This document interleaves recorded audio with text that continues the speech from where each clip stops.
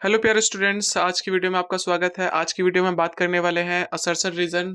Last है, इसमें हम पार्ट 5 कहेंगे और पार्ट 5 के अंदर हमारे टोटल 12 क्वेश्चन होने वाले हैं। दो क्वेश्चंस के लिए हम अलग से क्या ही वीडियो बनाते, तो इसी के अंदर हमारे 41 से 52 तक के क्वेश्चंस होंगे। तो चलो चलो बिना किसी देरी की वीडियो को स्टार्ट करते हैं और क्वेश्चंस को समझते हैं, करते हैं। ठीक है, क्वेश्चन नंबर है आपका 41 का ए। आपसे कहता है the surface area of the largest sphere that can be inscribed in a hollow cube। एक क्यूब के अंदर, ये रहा cube. Surface area of the largest sphere that can be inscribed in a hollow cube of side A. और इसकी जो side है वो है ए, और इसके अंदर अगर हम सबसे बड़ा स्फेयर रखें, लार्जेस्ट स्फेयर रखें, तो कुछ इस तरह से रखा जा सकता है। एरिया ये होगा, लेट्स सी चेक कर लेते हैं। अच्छा, जितना रेडियस ये है उतना ही तो ये होगा। जितनी लेंथ ये है उतनी ही लेंथ ये होगी, तो ये इसका क्या होता है, डायमीटर। अगर डायमीटर ए है तो रेडियस कितना होगा, ए अपॉन टू। ठीक है, अब सरफेस एरिया का जो फॉर्मूला होता है वो होता है 4 पाई r स्क्वायर। 4 का 4 रखा, पाई का पाई रखा, क्योंकि पाई के टर्म्स में आंसर। और ए जो है आपका वो है ए अपॉन टू, स्क्वायर है तो स्क्वायर। 4 पाई ए स्क्वायर अपॉन 4, और 4 से 4 कैंसिल, तो कितना है आपका ए स्क्वायर पाई। वही है ना आपका आंसर। तो ये तो हो गया आपका ट्रू। अब रीजन देखते हैं। The surface area of the sphere of radius r is 4 pi r square. देखो हमने इसी का तो इस्तेमाल किया था, तो ये भी क्या है, ट्रू।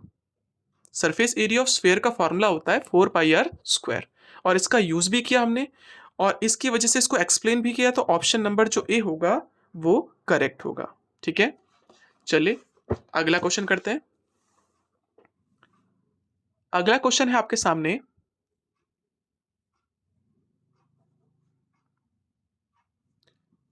Question number 42। ए आपसे कहता है diameter of the sphere whose surface area is this. Surface area of sphere का अगर डायमीटर इतना है तो सरफेस एरिया इतना होगा। आप इससे रेडियस निकाल दो, इस सरफेस एरिया के फॉर्मूले से आप ये निकाल दो, दोनों से आपका आंसर अगर मैच कर जाता तो ट्रू, नहीं करता तो ठीक है, चेक करते हैं। मैंने मान लो डायमीटर इतना ले लिया, अगर d बराबर 7 ले लिया तो रेडियस कितना होगा, 7/2। मैं उल्टा कर रहा हूं, ठीक है। आप इससे ये निकाल दो या इससे ये निकाल दो, बात देखिए, इसलिए मैं क्या कर रहा हूं, इससे ये निकालने की कोशिश कर रहा हूं। ठीक है, अब सरफेस एरिया ऑफ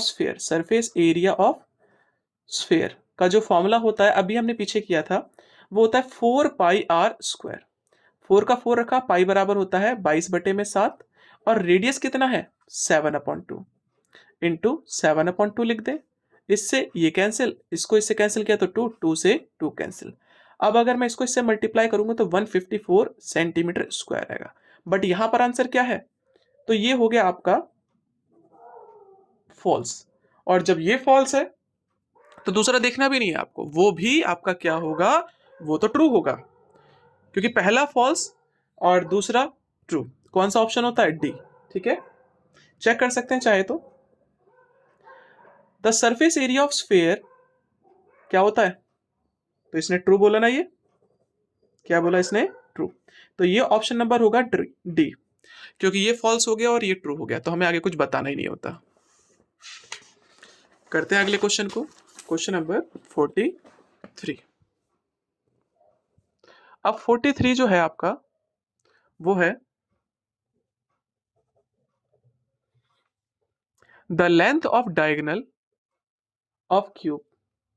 देखो भाई, length of diagonal of cube, length of diagonal of cube इन्होंने दे रखा है 11√3।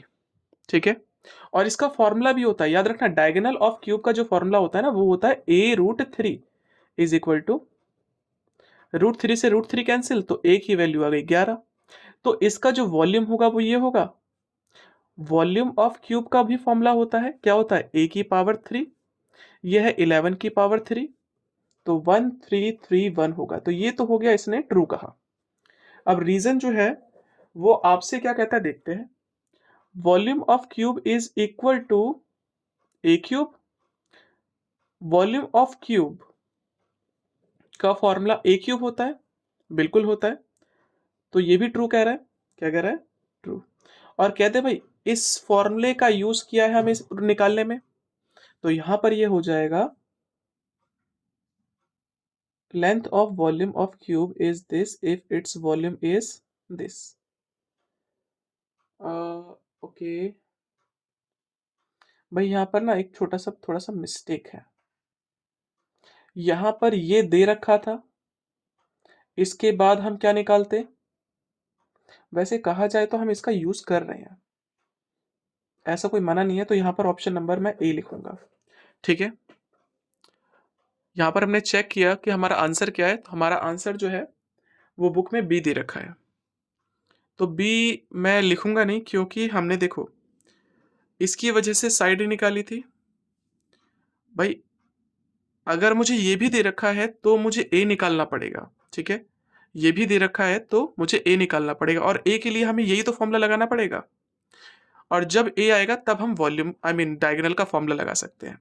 तो हमारे केस में हम फॉर्मूला ऑप्शन नंबर ए को कंसिडर करेंगे। ठीक है, मैं आपके जो बुक में दे रखा है ऑप्शन नंबर डी बी, उसको कंसिडर नहीं करूंगा।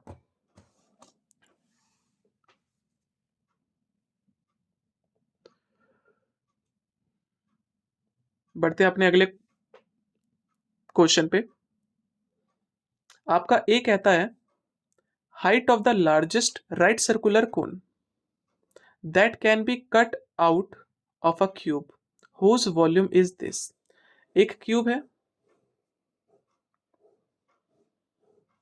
एक क्यूब का जो वॉल्यूम है ना वो दे रखा है। अब वॉल्यूम ऑफ क्यूब का जो फॉर्मूला होता है ना वो होता है ए की पावर 3। कितना है? ये क्यूब उधर गया तो क्यूब रूट। और ये किसका होता है भाई? चेक कर लेते हैं अभी फटाफट। 9 × 9 × 9, ये होता है 9 का। किसका होता है? 9 का। तो साइड पता चल गई भाई, ये भी 9 होगा, ये भी 9 होगा और ये भी 9 होगा। अब इसमें से सबसे बड़ा जो कोण निकाला जाएगा वो कुछ इस तरह का निकाला जाएगा। ठीक है, कुछ इस तरह का। तो जो इसकी साइड होगी वही साइड इसकी होगी। ठीक है, तो डायमीटर हो जाएगा 9, तो रेडियस कितना होगा? 9/2। और जो हाइट इसकी होगी वही हाइट इसकी भी होगी, तो उसकी हाइट जो हो जाएगी वो भी 9 सेंटीमीटर होगी। तब आपसे पूछ रहा है हाइट ऑफ द लार्जेस्ट कोन जो कट आउट की जा रही है वो 9 है क्या? बिल्कुल 9 ही तो आई है हमारी। तो ये तो इसने कहा ट्रू। अब रीजन की बात करते हैं। तो volume of right circular cone this. भाई वॉल्यूम ऑफ कोन का जो फॉर्मूला होता है वो होता है 1/3πr²h। और ये दे भी रखा है जिसका रेडियस r हो और हाइट h हो। तो ये भी ट्रू है, लेकिन क्या इसका यूज किया हमने कहीं पे भी? बिल्कुल नहीं किया। तो इस केस में ये जो ऑप्शन होगा वो होगा बी। ओके, बढ़ते हैं अगले पॉइंट पर।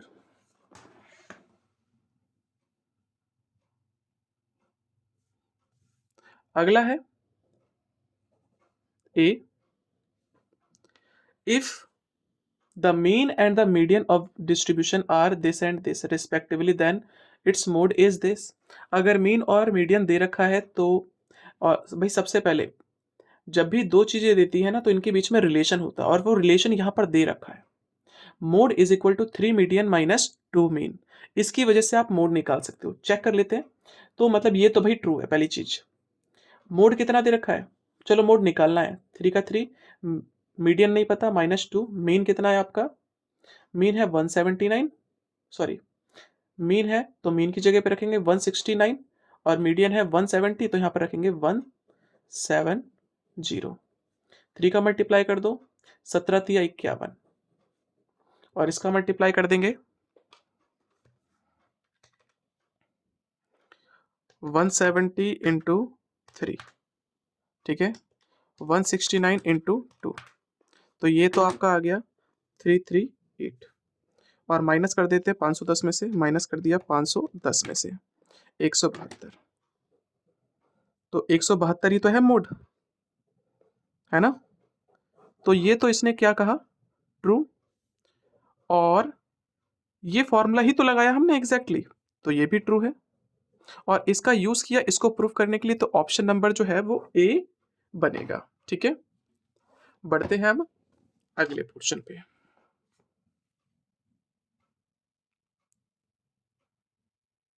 अगला जो क्वेश्चन है आपका वो है 46, लिखा है the median of first 11 prime natural number is 13।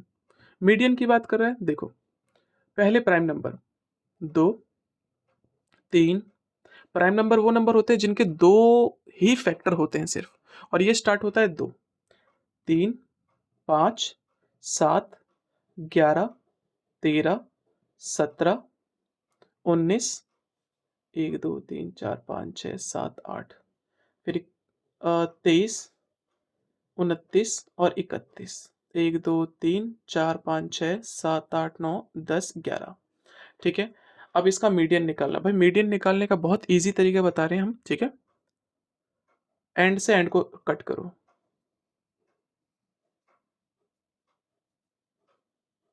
Cut कर दिया, मीडियन कितना आया बीच में, और अगर वो भी ना समझ में आए तो भाई आपका जो नॉर्मल फॉर्मूला है वो भी इस्तेमाल कर सकते हो।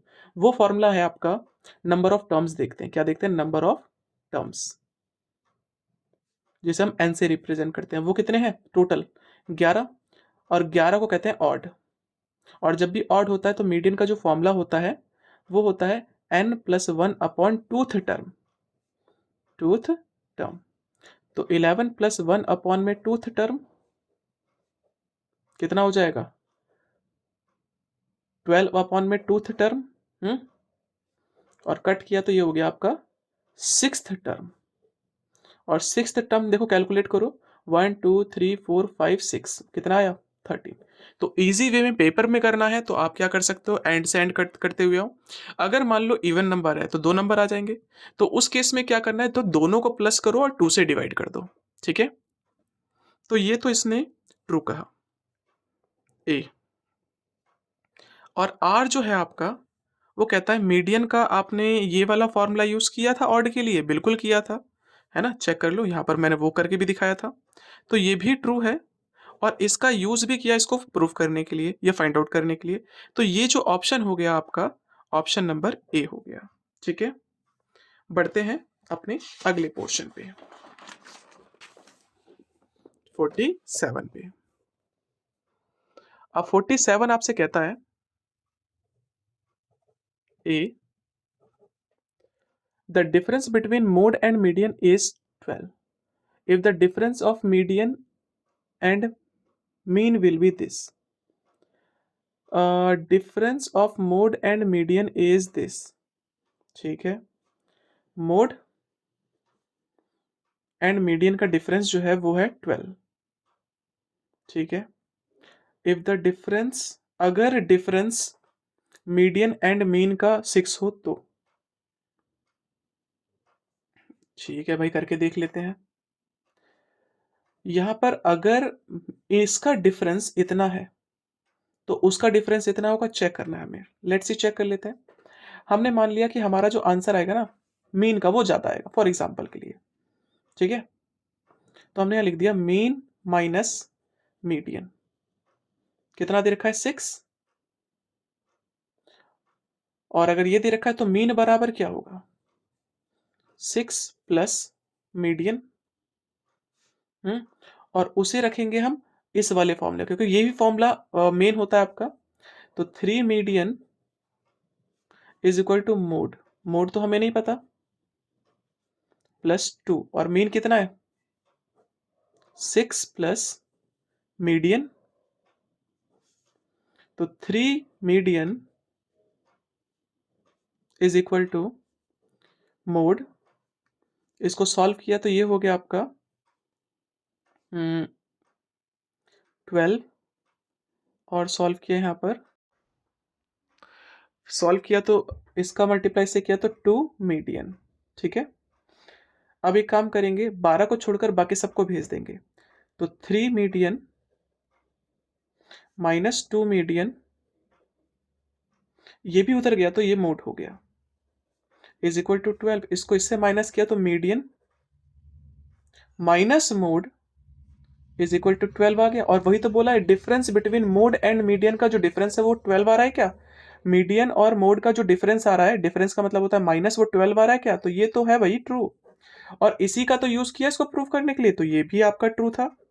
और जब ये दोनों ट्रू है और इसकी वजह से आपने इसको प्रूफ किया है, तो ये ऑप्शन नंबर हो गया ए। ठीक है, बढ़ते हैं अपने अगले क्वेश्चन पे। Question number 48। 48 क्या कहता है देखो, the mean of 12 prime number is this. Check करना पड़ेगा, पहले प्राइम नंबर देख लेते हैं, 12 कौन कौन से होते हैं, 2।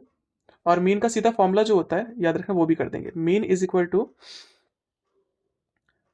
और देखो भाई मीन का फॉर्मूला भी यहां दे रखा है, तो ये तो भाई ट्रू है। सबसे पहली चीज, सम ऑफ ऑल ऑब्जर्वेशन अपॉन में टोटल नंबर ऑफ ऑब्जर्वेशन, तो भाई यहां पर मैं फटाफट काम कर दूंगा अब, तो ये तो ट्रू है। प्राइम नंबर जो होते हैं वो कौन कौन से हैं, 2, 3, 5, 7, 11, 13, 17, 19, 21, सॉरी 23, 23 के बाद होगा 29, 31, 31 के बाद 37, 1 2 3 4 5 6 7 8 9 10 11 12, 12 टोटली कितने नंबर है, 12। याद रखना यही आप तक आपका मीन का फॉर्मूला होता है। ठीक है, इन सबको जरा प्लस करते हैं पहले, इन सबको प्लस करने पे कितना आता है, और जैसे ही प्लस कर देंगे और उसको डिवाइड कर देंगे 2 से। ठीक है, तो देखो 2 + 3 + 5 + 7 + 11 + 13 + 17 + 19 + 23 + 29 + 31 + और 37, और डिवाइड कर दिया इसको कितने से, 12 से। क्या यह सही आंसर है? हाँ, लग तो रहा है मुझे 16, क्योंकि इसमें पॉइंट में नहीं दे रखा। ठीक है, पीछे करें या क्या करें चेक,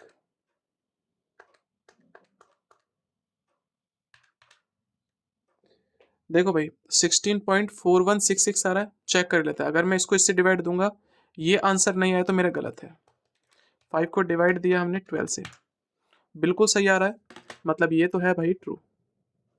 ठीक है, और इसका जो रीजन है वो भी तो ट्रू है, इस ये भी ट्रू है क्योंकि ये फॉर्मूला ही होता है, और इसका इस्तेमाल किया इसको प्रूफ करने के लिए, तो ऑप्शन नंबर क्या हो गया, ये ए हो गया। ठीक है, अब बढ़ते हैं अपने 49th क्वेश्चन पे। अगर वीडियो अच्छी लग रही हो, समझ में आ रही हो, तो शेयर सब्सक्राइब करना ना भूलें, सब्सक्राइब बहुत इंपॉर्टेंट है भाई। ठीक है, चलो अब अगले क्वेश्चन पे करते हैं। अगला क्वेश्चन आपसे कहा जाता है, the probability of getting a prime number when a die is thrown once. Prime number की बात करें, सबसे पहले डाइस को उछाल रहे हो, तो डाइस को उछालोगे क्या क्या आ सकता है, आउटकम क्या क्या होगा, आउटकम होगा 1 2 3 4 5 और 6। अब प्रोबेबिलिटी निकालनी है किसकी, प्राइम नंबर की, तो प्राइम नंबर कौन कौन से हैं पहले वो भी चेक कर लो। इसमें से एक तो है 2, एक है 3 और एक है 5। तो प्राइम नंबर की तो प्रोबेबिलिटी पूछी गई थी, कितने नंबर है टोटल, 3। प्राइम नंबर 3 है और टोटल कितने नंबर थे, 6, तो आपका आंसर होगा 1/2। ये दे रखा है तो ये तो है आपका फॉल्स, गलत। ठीक है, तो ए तो हमने बता दिया फॉल्स है। अब जो रीजन है वो लिखा है, on the faces of a die prime number are this, तो प्राइम नंबर यही तो निकले थे, तो ये तो ट्रू कह रहा है, लेकिन हम इसकी वजह से इसको प्रूफ नहीं कर पाए क्योंकि ये तो फॉल्स ही हो गया। और जब पहला फॉल्स और दूसरा ट्रू होता है, तो ऐसे केस में ऑप्शन नंबर डी करेक्ट होता है। ठीक है, बढ़ते हैं हम अपने अगले क्वेश्चन पे। Question number 50। अब 50 आपसे कहा जाता है the probability of getting a card of red colour और black colour king from a pack of playing card is this. ठीक है, तो सबसे पहले एक चीज याद रखना कि रेड और ब्लैक के किंग कितने होते हैं। टोटल जो किंग होते हैं वो होते हैं 4। ठीक है, किंग जो होते हैं वो होते हैं टोटल 4। एक होता है रेड ऐसा, एक होता है रेड ऐसा, और ब्लैक होता है एक ऐसा, चिड़ी कहते हैं इसको, क्लब, और एक होता है ऐसा। ठीक है, थोड़ी ड्राइंग मेरी गंदी रहती है। तो टोटल कितने किंग है भाई? टोटल किंग है आपके 4।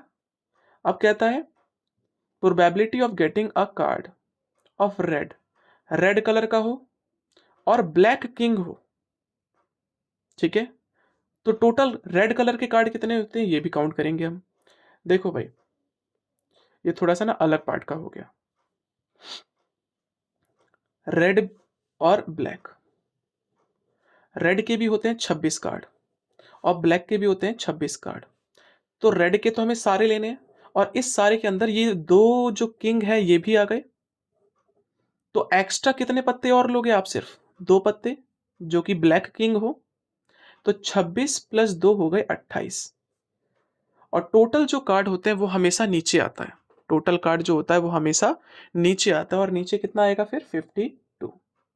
कट करें, दोनों के दोनों 2 से डिवाइड हो रहे हैं, तो यहां पर हो गया 7 और 13। तो आपका आंसर 7/13 आ रहा है क्या ये? तो ये तो भैया बता दिया इसने ट्रू। ठीक है, दूसरा ऑप्शन है total number of playing card कितने हैं? 52। भाई प्लेइंग कार्ड जो ताश के पत्ते होते हैं 52 ही तो होते हैं। 52। तो यहां पर हम बोलेंगे ये तो इसने ट्रू लिखा है, लेकिन इसका यूज करते हुए आपने कुछ भी काम किया? हम्म आप यहां पर कहोगे देखो, टोटल कार्ड हमने यूज तो किया है, लेकिन इसने इनमें से किसी चीज को एक्सप्लेन नहीं किया था। ना तो इसने किंग के बारे में कुछ बताया, ना तो रेड कार्ड का फेस इस्तेमाल किया। तो यहां पर आप बोल सकते हो ये दोनों ट्रू है, लेकिन इसने इसकी वजह से इस पे कोई इफेक्ट नहीं पड़ा। ठीक है, इसने अपना कोई भी काम नहीं किया, तो यहां पर इसीलिए हम इसको ऑप्शन नंबर बी बोलेंगे। ओके, बढ़ते हैं हम अपने सेकंड लास्ट क्वेश्चन पे। Question number 51। अब 51 आपसे कहा जाता है a when 2 coins are tossed together, अगर 2 कॉइन्स को उछालेंगे तो क्या क्या आउटकम होंगे? हेड हेड आ सकता है, हेड टेल आ सकता है, टेल टेल आ सकता है, और टेल हेड आ सकता है। ठीक है, the probability of getting no tail किसकी निकालनी है? नो टेल, टेल ना आए एक भी बार। कितनी बार हुआ वो? सिर्फ 1 टाइम। और टोटल जो आउटकम है वो है 4। क्या यही दे रखा है? तो ये तो है भैया ट्रू। ठीक है, अब रीजन की बात करें तो यहां पर लिखा है जब प्रोबेबिलिटी होती है किसी भी इवेंट की वो इसको सेटिस्फाई करती है 0 से। क्या ये ट्रू है? भाई ये भी ट्रू है, क्योंकि प्रोबेबिलिटी ना तो 0 से कम होती है, मतलब प्रोबेबिलिटी 0 के बराबर भी होती है और 0 से ज्यादा भी होती है, और 1 के बराबर भी होती है और 1 से छोटी भी होती है। तो ये भी ट्रू है, लेकिन इसका इस्तेमाल थोड़ी किया इसको कुछ भी करने में, नहीं किया। तो आप कह सकते हो यहां पर बी ऑप्शन जो होगा वो करेक्ट होगा। ठीक है, क्योंकि ये अलग केस बता रहा है और वो अलग काम कर रहा है। क्लियर? तो आज का लास्ट क्वेश्चन करेंगे हम, क्वेश्चन नंबर 52, और जिसके साथ हमारी जो सीरीज है ये भी फिनिश हो जाएगी आज ही। ठीक है, ए the probability of randomly drawn a card from with an even number from a box containing cards number 1 to 100 is this। 1 2, total है आपके पास 100 कार्ड, 1 से 100 तक। इसमें इवन नंबर के कितने कार्ड हैं?